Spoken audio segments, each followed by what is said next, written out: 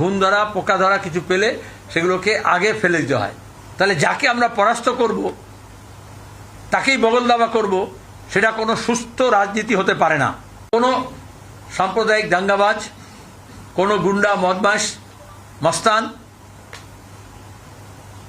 এবং কোনো লুটেরা দুর্নীতিগ্রস্ত, তাদেরকে বামপন্থীরা আমরা দূরে সরে দিই। আমাদের মধ্যে দু একটা এরকম ঘুণ ধরা পোকা ধরা কিছু পেলে সেগুলোকে আগে ফেলে দিতে হয় এবং অতীতও দিয়েছি, এখনও দিচ্ছি। আমাদের প্রার্থীদেরকে আপনারা দেখেছেন। তো তার মধ্যে এবার সিপিআইএমের লিবারেশন এবং আইএসএফ, যারা বামফ্রন্টে শরিক নয় কিন্তু বামফ্রন্টের সহযোগী হিসেবে লড়বে বলে সিদ্ধান্ত নিয়েছে বিজেপি এবং তৃণমূলকে পরাস্ত করতে। তাহলে যাকে আমরা পরাস্ত করব, তাকেই বগল দাবা করব, সেটা কোনো সুস্থ রাজনীতি হতে পারে না। সিপিআইএম, বামফ্রন্ট এটাকে অ্যাপ্রুভ করে না।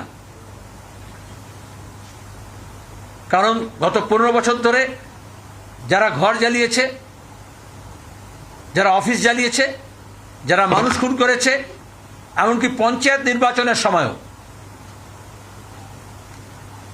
আইএসএফ কর্মীকে খুন করেছে।